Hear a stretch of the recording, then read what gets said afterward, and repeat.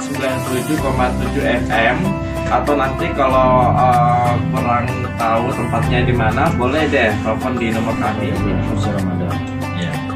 Bulan suci Ramadan kemudian kita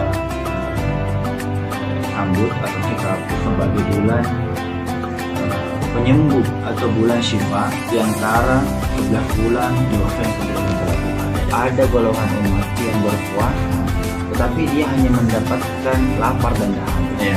Lapar dan dahaga. Oleh karena itu di momentum bulan puasa ini, apabila kita manfaatkan sebaik-baiknya, Allahumma barik lana fi Rajab wa Sya'ban wa balighna Ramadan.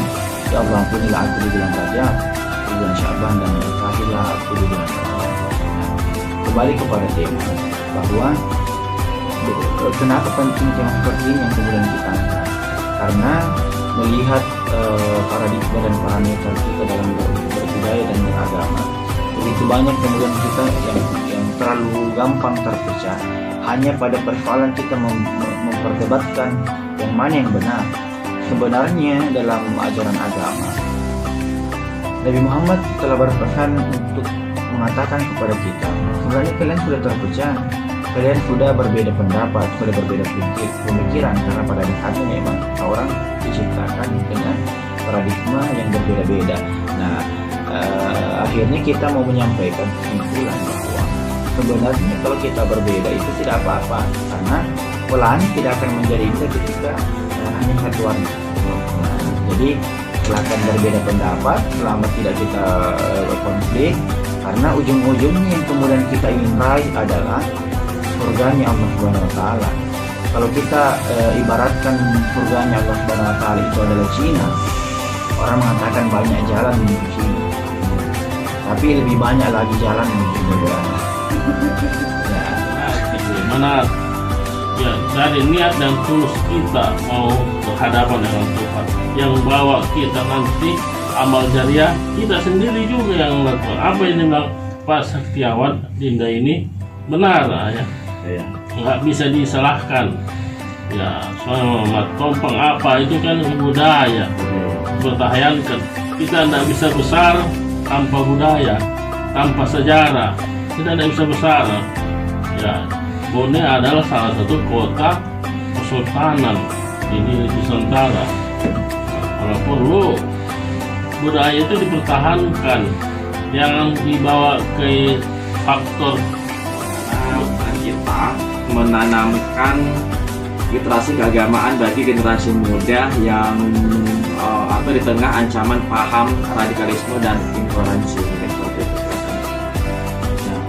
Tapi pertanyaannya bagaimana kemudian cara kita untuk memberi kepada pemuda secara makna di tengah ancaman paham radikalisme atau intoleransi dalam beragama. Nah, sebenarnya sepertinya perlu saya katakan bahwa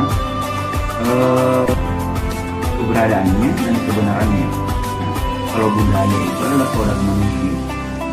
Pertanyaannya kemudian, apakah budaya dengan manusia, apakah budaya dengan agama itu bertentangan? Nah, secara bentuk agama dan budaya tidak akan pernah bertentangan. Produk yang dihasilkan oleh Tuhan, sedangkan budaya adalah produk yang dibuat oleh manusia. Nah, pertanyaannya kemudian bagaimana kita memberikan paham literasi agama kepada pemuda? Nah, menurut saya paham literasi ini penting. Yang pertama, pentingnya kenapa? Yang sampai kemudian kita beragama dan kemudian menganggap diri kita paham agama, tetapi kita terjerumus pada takfiri. Ada istilah dalam agama, ada takfiri. Takfiri itu adalah ucapan atau niat yang kita berikan kepada orang, mengatakan bahwa orang ini kafir, apa yang kemudian dia lakukan ini adalah tidak benar, syirik dan lain sebagainya, tanpa kemudian kita mengkaji dan mencari sebenarnya akan seperti apa. Nah, saya mau menggambarkan bahwa poinnya adalah yang pertama, kita tidak boleh saling menyalahkan. Itu yang terpenting. Kalau kita tidak sepakat dengan poin baca-baca atau ritual kebudayaan dan adat lainnya, cukup kemudian kita tidak melakukannya. Jangan kemudian kita tidak melakukan dan kemudian kita menyalahkan orang yang tidak melakukan. Nah, poinnya orang yang melakukan adalah lakukan saja selama niatnya baik, tujuannya kepada Tuhan, dan jangan juga menyalahkan orang yang tidak melakukan ritual budaya tersebut. Nah, karena itu kita tidak perlu berdebat. Sebenarnya problem antara budaya dan agama hanya ada di Asia Tenggara. Iya. Di daerah Barat dan di daerah Timur Tengah tidak ada lagi perdebatan persoalan bagaimana sih hubungan budaya dan agama. Sebab orang di Asia Timur itu telah tuntas persoalan bagaimana kita memahami budaya yang dianggap bertentangan. Poinnya adalah sebenarnya bukan pada apa yang dilakukan oleh orang tersebut terkait ritual kebudayaan, karena ritual kebudayaan itu mengikuti perkembangan zaman manusia. Pesan Nabi Muhammad, tughayyirul ahkam wa tughayyiruz zaman wa makan. Hukum adat itu berbeda-beda mengikuti perkembangan zaman, tempat, dan waktu. Iya. Artinya kemudian budaya Arab tidak bisa kita bawa ke dalam budaya Bugis, sebab peradaban di Arab itu berbeda dengan peradaban Bugis. Kalau orang di daerah Arab Timur Tengah itu sholat memakai beduk, Iya. ketika memanggil azan. Ketika di Jawa orang memanggil azan memakai beduk, di Arab tidak pakai beduk, Ketika budaya cadar menyebar di Arab, wajar karena di Arab itu memang tempatnya panas. Iya. Dan memang banyak pasir yang yang kemudian perempuan pakai untuk menghalangi agar tidak terkena mata. Nah, pertanyaannya kemudian adalah apakah cadar itu tidak boleh?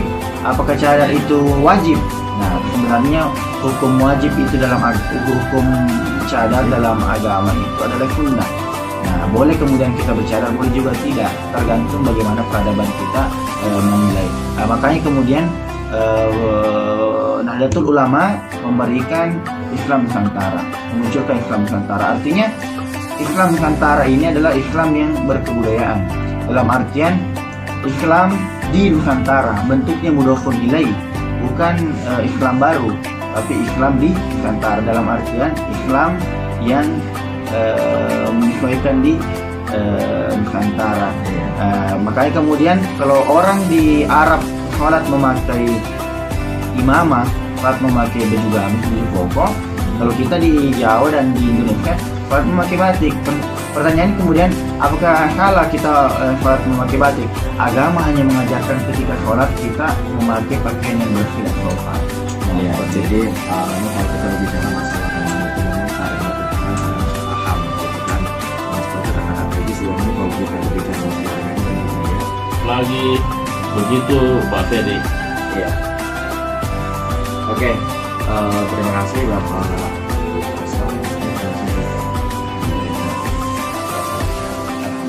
Sudah sarapan? Ya, ini pertanyaan mengecoh ya.